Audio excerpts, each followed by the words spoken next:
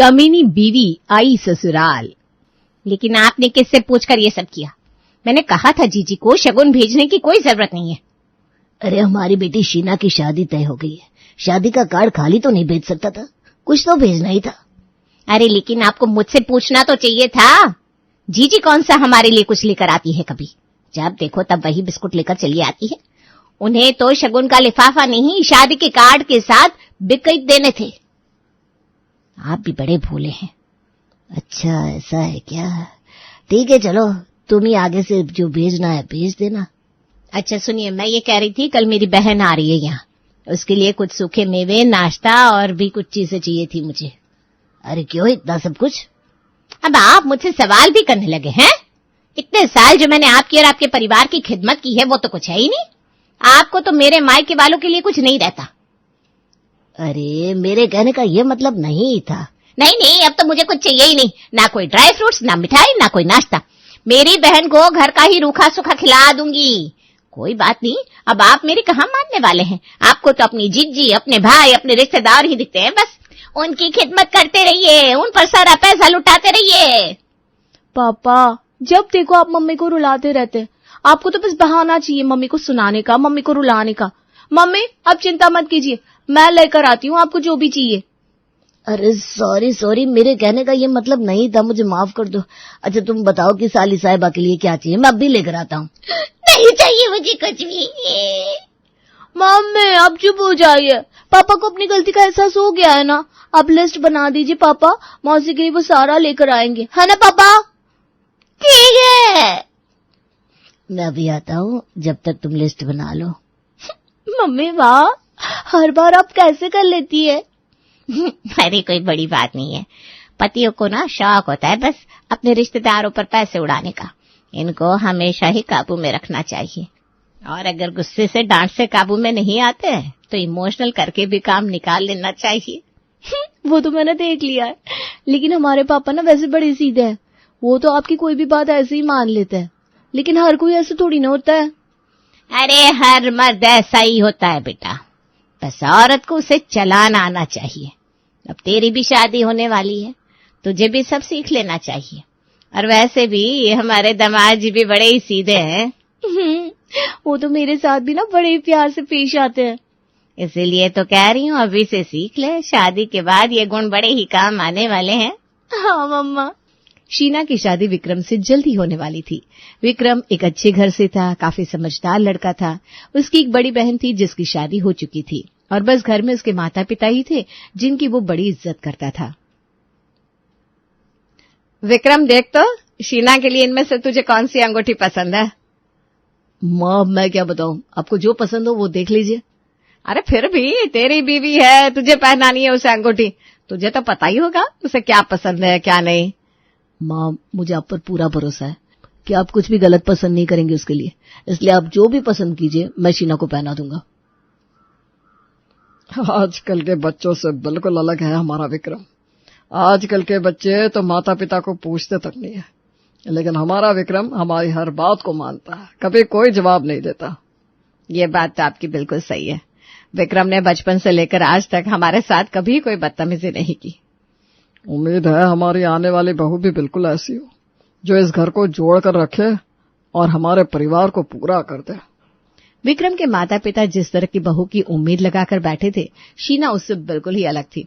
उसने बचपन से ही अपनी माँ को, अपने पापा को कंट्रोल करते हुए देखा था, इसलिए उसके दिमाग में भी यही था कि शादी के बाद वो भी विक्रम को अपने हाथ में रख सके। शीना और विक्रम की शादी हो गई और दोनों दरवाजे पर खड़े हैं। शीना बहू तुम यहीं रुको, मैं अभी आरती की थाली लेकर आती हूँ। मुझे लगा था यहाँ मेरा बहुत धूमधाम से स्वागत होने वाला है, लेकिन यहाँ तो माँ जी ने कुछ खास किया ही नहीं। इतना सब तो किया है, फूल सजाया है, आरती की थाली लेकर आई है, यहाँ उन्होंने अपने हाथों से तुम्हारे वेलकम के लिए रंगोली बनाई है, और क्या चाहिए था तुम्हें? फिर भी मुझे कुछ खास नहीं लगा, न डेकोरेशन अच्छा है ना ही रंगोली। शीना तुम्हें ऐसा नहीं कहना चाहिए, मेरी माँ ने इतने प्यार से सब कुछ किया है तुम्हारे लिए, और तुम हो कि इन चीजों को कुछ खास नहीं कह रही हो। मुझे ये बात बिल्कुल अच्छी नहीं लगी। शीना बहू इस कलश को गिराओ और अंदर आ जाओ। जी। मैंने तुम दोनों के लिए मीठे में खीर भी बनाई है, लो थोड़ी सी खा लो बेटा। माँ जी आज पूरा दिन शादी में मैं बहुत थक गई हूँ, मैं जा रही हूँ अपने कमरे में, ये सब कल खा लूंगी। ठीक है बेटा, कोई बात नहीं। लाओ माँ, मुझे दो, मुझे तुम्हारे हाथ की खीर बहुत पसंद है। शीना ने तो आते ही अपने रंग दिखाने शुरू कर दिए थे, लेकिन उसने विक्रम को जितना सीधा समझा था वो इतना सीधा था नहीं। वो जैसा उसके घर वालों से बर्ताव कर रही थी, विक्रम को ये बात बिल्कुल भी अच्छी नहीं लगी थी। इसलिए उसने तो शादी के पहले दिन ही शीना को इस बात के लिए फटकार लगा दी। तुम्हारी इस हरकत से माँ को कितना दुख हुआ है जानती हो तुम, और उससे भी ज्यादा मुझे बहुत दुख हुआ है। अरे ऐसा तो मैंने क्या कर दिया? 2 चम्मच अगर तुम खीर खा लेती तो क्या बिगड़ जाता तुम्हारा, लेकिन नहीं, तुमने मेरी माँ का दिल नहीं रखा और उन्हें सीधा जवाब दे दिया। मैं थक गई थी इसलिए मैंने साफ साफ कह दिया, बस, और क्या। बड़ों के साथ इस तरह से पेश नहीं आया जाता शीना। उम्मीद करता हूँ तुम अगली बार में ऐसी गलती नहीं करोगी। विक्रम के ऐसे फटकारने पर शीना ने सीधा अपनी मम्मी को फोन लगाया और उनसे शिकायत करने लगी। गलती तुम्हारी है। क्या? ये आप कह रही है मम्मी? आप इन्हें तो कहा था सबके पति अपने रिश्तेदारों के पीछे पागल होते हैं। हाँ, लेकिन सारे पति तेरे पापा की तरह सीधे और भोले तो नहीं होते ना, जो आसानी से अपनी पत्नी की बातों में आ जाएंगे। तुझे विक्रम के सामने उसकी मम्मी से ऐसे बात नहीं करनी थी। पहले तुझे विक्रम का दिल जीतना है, इसलिए उसके सामने अच्छा बनना होगा। उसे ये जताना होगा कि उसके माता पिता तुझ पर जुल्म कर रहे हैं। विक्रम इतना सीधा नहीं है, वो मेरी बातों में इस तरह से नहीं फंसने वाला। वो समझदार है, अपने माता पिता से ना बहुत ज्यादा प्यार करता है। औरत अगर चाहे तो कुछ भी कर सकती है शीना, सोच ले। जहां कांता को अपनी बेटी शीना को समझाना चाहिए था, वो तो अपनी बेटी को उल्टी पट्टी ही पढ़ा रही थी, और अब शीना भी उसी के नक्शे कदम पर चलने लगी थी। माँ जी, पापा जी, विक्रम आइए, मैंने सबके लिए खाना लगा दिया है। अरे बेटा, मुझे बुला लेती, मैं तो सुबह से बैठी हूँ, कोई काम नहीं किया। विक्रम, सारा काम शीना ने किया है, मुझे तो किसी काम को हाथ भी नहीं लगाने दिया। अब आपको कोई काम करने की जरूरत नहीं है माँ जी, अब आपके आराम करने के दिन आ गए हैं। हाँ माँ, आपने बहुत काम कर लिया है अब तक। पापा जी, ये है आपकी पसंद का बैंगन का भरता, आप खाकर देखिए कैसा बना है। अरे बेटा, तुमने तो आते ही घर में रौनक कर दी। खुश रहो, सदा हंसती रहो यूं ही। शीना ने पहले 3-4 महीने विक्रम के सामने उसके माता पिता की बड़ी सेवा की, और अब उसे पता था कि विक्रम उस पर बहुत विश्वास करने लगा है। तो अब वक्त था शीना का कि वो अपनी चाल चले।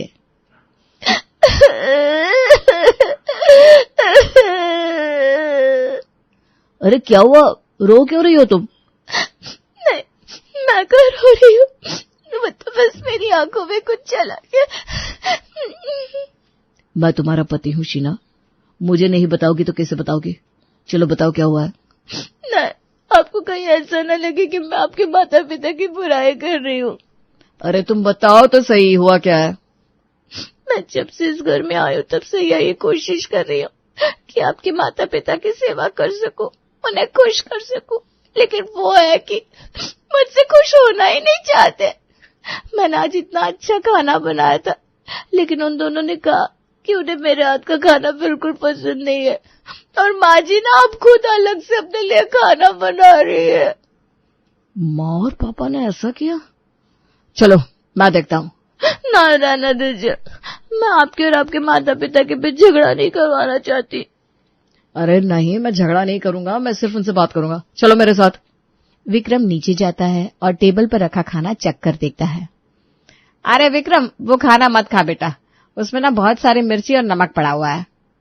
माँ आप ऐसे कैसे कह सकती हैं, ये तो बहुत ही अच्छा खाना बना हुआ है। अरे नहीं बेटा, तेरे पापा और मैंने खाया, ये खाना सही नहीं था, इसीलिए तो मैं अलग से खाना बना रही थी। माँ आप झूठ क्यों कह रही हैं?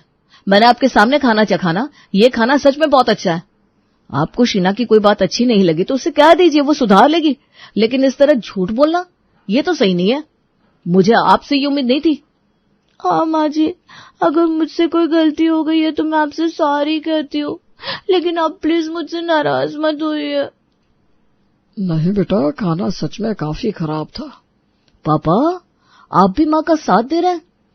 आप सब प्लीज मेरी वजह से लड़िए मत, मैं आपसे सॉरी कहती हूँ, मैं फिर से खाना बना दूंगी। नहीं नहीं, कोई दोबारा खाना नहीं बनेगा। शीना, सब लोग यही खाना खाएंगे। मैंने खाना बदल दिया था माँ जी। अब विक्रम के आगे मुझे सीधा बनना है तो आप लोगों को तो बुरा दिखाना ही होगा। शीना की चालें दिन ब दिन बढ़ती जा रही थी। वो विक्रम के माता पिता के साथ काफी बुरा बर्ताव करने लगी थी, लेकिन विक्रम को ये दिखाती कि उसके माता पिता ये सब कर रहे हैं। शीना बहू, आज ये तुमने बहुत गलत किया है। हमारे रिश्तेदारों के सामने तुमने हमारी नाक कटवा दी। हाँ बहू, तुम हमारे साथ घर में चाहे कैसा भी बर्ताव करती हो, लेकिन हमारे रिश्तेदारों के सामने तुमने बदतमीजी से बात करके हमारे घर की इज्जत मिट्टी में मिला दी। अच्छा, आप दोनों की इज्जत है भी सही, अपने बेटे के पैसे ऊपर पल रहे, फिर भी अकड़ देखो। मेरा पति इतने पैसे कमाता है तब जाकर आप दोनों के खर्चे पूरे होते हैं। कोई जरूरत नहीं है अपने रिश्तेदारों पर खर्चा करने की, समझे? अगर वो तुम्हारा पति है तो हमारा बेटा पहले है। तुमसे पहले हमारा हक है उस पर। तुम कोई नहीं होती उससे कुछ भी कहने वाली। पापा जी, आप बिल्कुल सही कह रहे हैं। विक्रम पर सबसे पहले आप ही का तो हक है। मैं कहाँ कुछ कह रही हूँ। मैं तो बस ये कह रही थी कि सबको 1100 के लिफाफे देना सही नहीं है। बाकी आप मुझसे बड़े हैं, आप ज्यादा समझदार हैं, मैं क्या ही कह सकती हूँ आपको। है? ये अचानक से क्या कह रही हो तुम? क्या हो रहा है यहाँ? कुछ नहीं, आप चलिए, मैं आपके लिए खाना लगा देती हूँ। शीना गलत तो नहीं कह रही है पापा। आपको क्या जरूरत है अपने रिश्तेदारों को 1100 देने की? पैसे पेड़ पर थोड़ी ना उगते हैं। विक्रम, पहले तुम हमारी बात सुनो तो। मैंने दरवाजे पर सब सुन लिया था पापा, आपको कुछ भी कहने की जरूरत नहीं है। तुम इसकी बातों में आकर हमें सुना रहे हो विक्रम, अपने माता पिता को? मैं आपको सुना नहीं रहा हूं माँ, मैं बस ये कह रहा हूं कि शीना इस घर की बहू है, आपको उसका कहना मानना चाहिए। उसकी इस तरह से बेइज्जती करना सही नहीं है। वो भी तो इस घर का भला ही तो चाहती है। तुम्हें पता ही नहीं है कि शीना बहू हमारे साथ क्या बर्ताव करती है। मैंने खुद देखा है पापा, वो पूरा दिन आपकी सेवा में लगी रहती है, फिर भी आप लोग उसे ही गलत मान रहे हैं। मुझे आप लोगों से ये उम्मीद नहीं थी।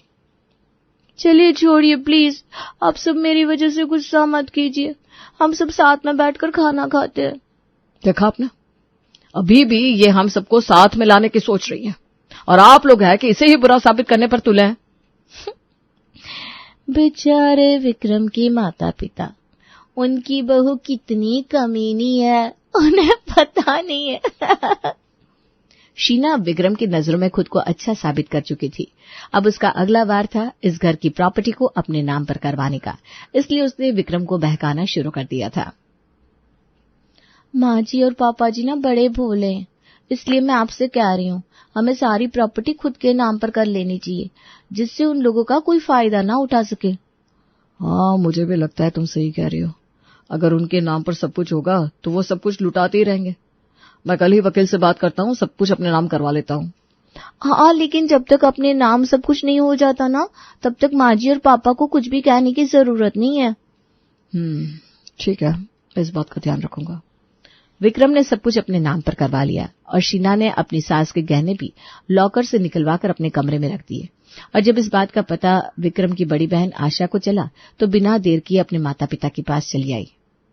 तुम इतनी कमी नहीं निकलोगी, मैंने कभी सोचा नहीं था। मुझे अच्छा लगा, आप मुझे पहचान गई।